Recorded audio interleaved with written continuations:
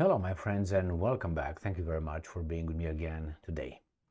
This video will deal with a philosophical question, and that is, should we care if we experience reality and know that we experience reality as it is, or we experience something else that is not reality, but we think that we experience reality? So if you don't understand that you're not experiencing reality and you die by thinking you did all your life, aren't you as good as really experiencing reality and knowing that you experience reality?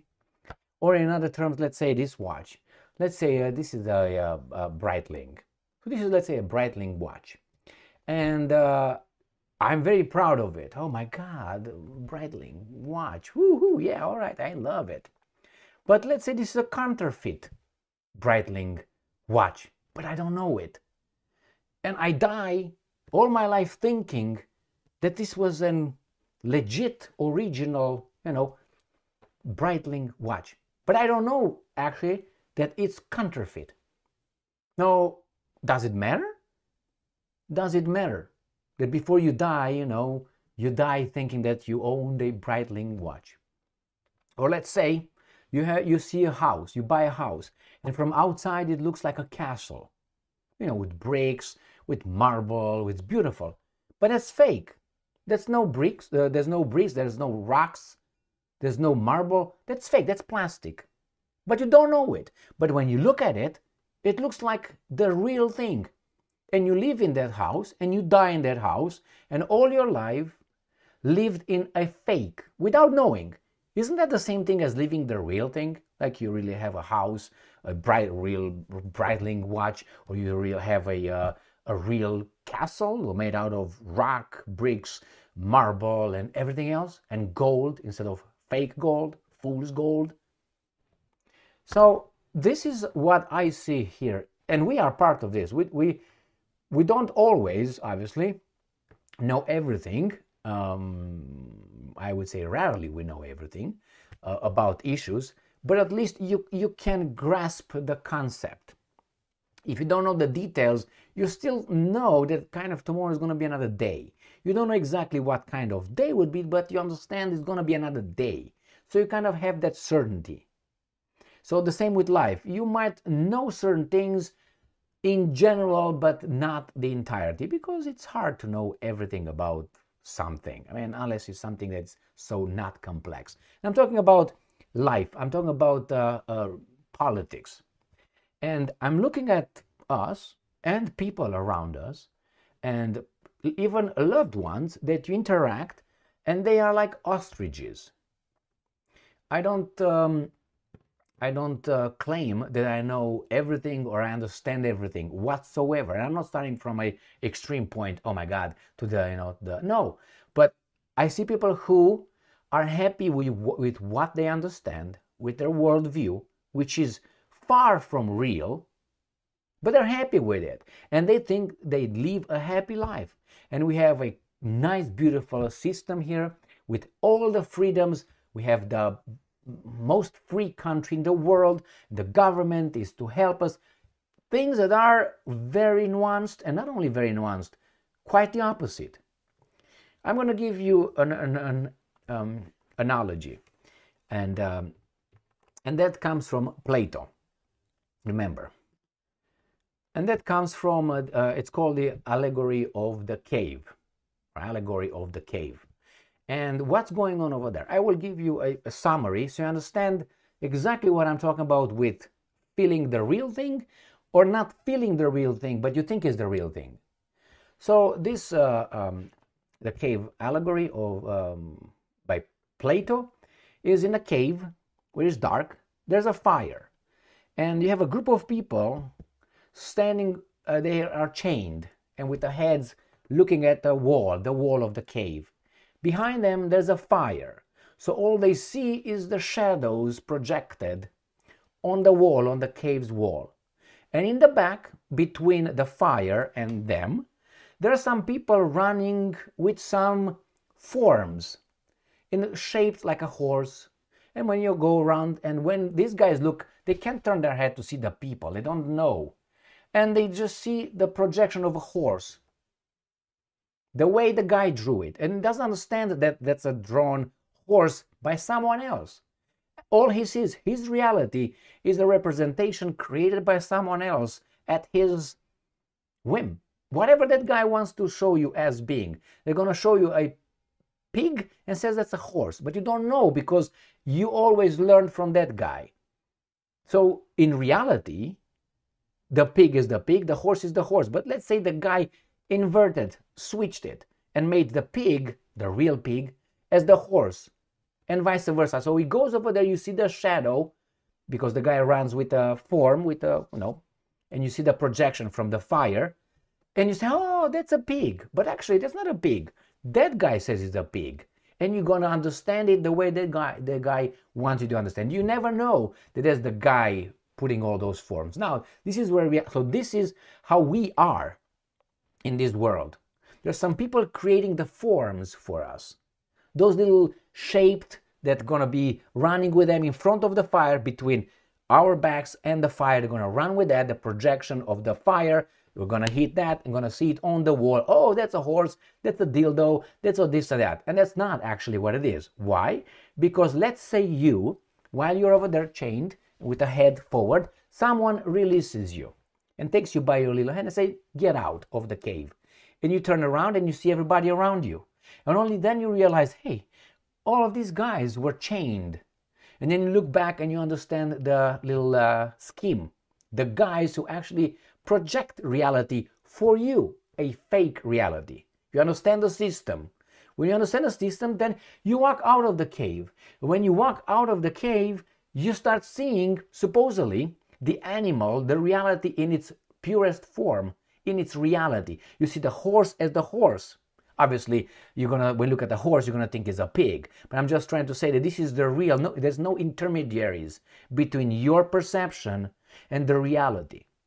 And you see that, and eventually you see, the life as it is. You grasp its true representation and not the form represented by those guys in the cave for you in front of the fire. And then eventually you look at the sun, says Plato, and the sun is the good. You understand that something even greater and deeper than the reality that you see right here. It's more than that. Now, what's the difference between the guy who was sitting down, chained, looking at the wall of the cave, seeing those representations without knowing that that representation is fake, conducted by those bad people, and actually reality is outside of the cave? He doesn't understand the system. He thought that that's reality. This is what we are. We have to get out of the cave, understand the system, and then we're going to see the world as it is, or at least closer to what it is. Because you're going to look at a horse and you don't understand everything. You have to still study to understand how a horse functions, what kind of horses, what kind of races are over there, and so on. So you see, what's the difference?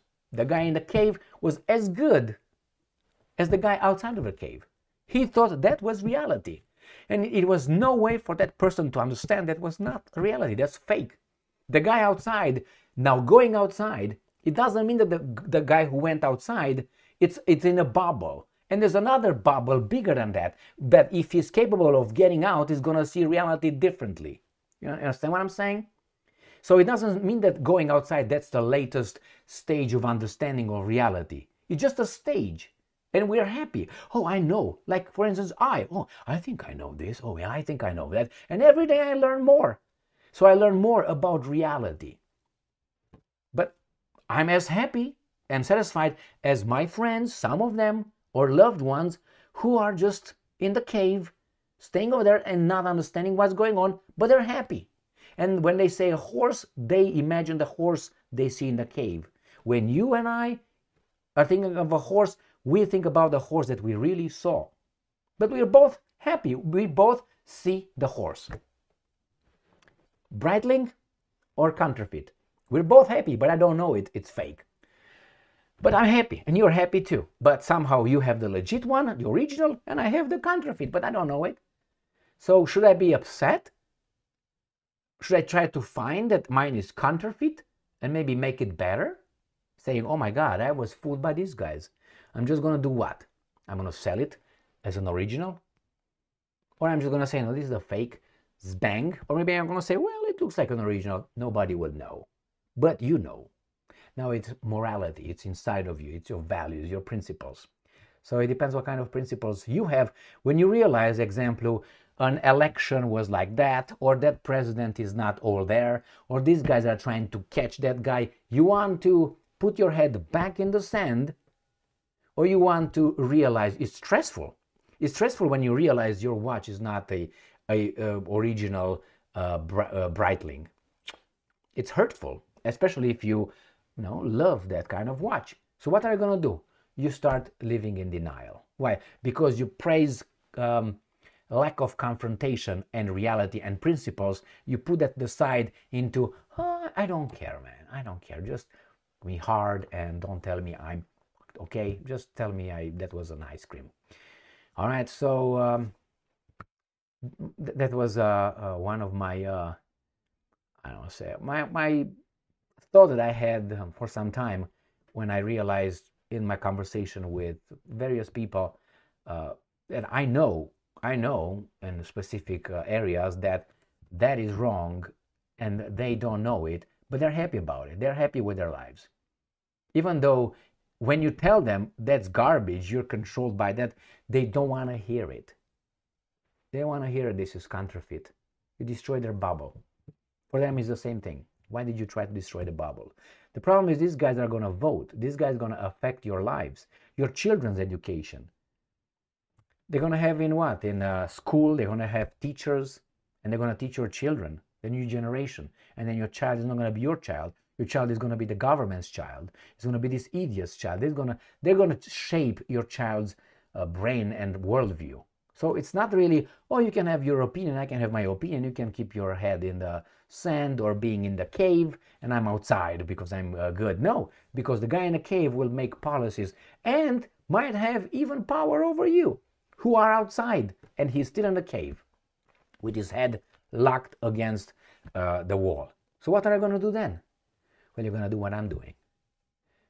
Just one way of dealing with this. There's many others that we do, but talking and debating, getting angry, frustrated, because after all, if you want to find the truth, if you want to be just, then you have to be strong and smart.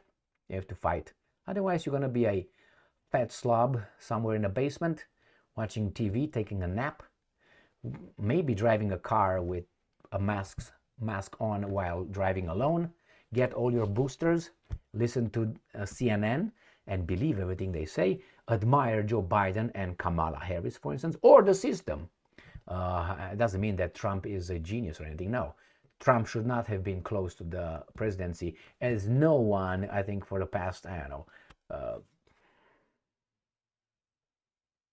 even know how many, maybe 1840, not even there. You can just pick and choose about this many American presidents that really, really could be called leaders. The rest, corrupt, fake, weak, liars, ugly. Somehow people voted for them. Why? In a cave. Stay strong, stay smart, look for the truth, and be just.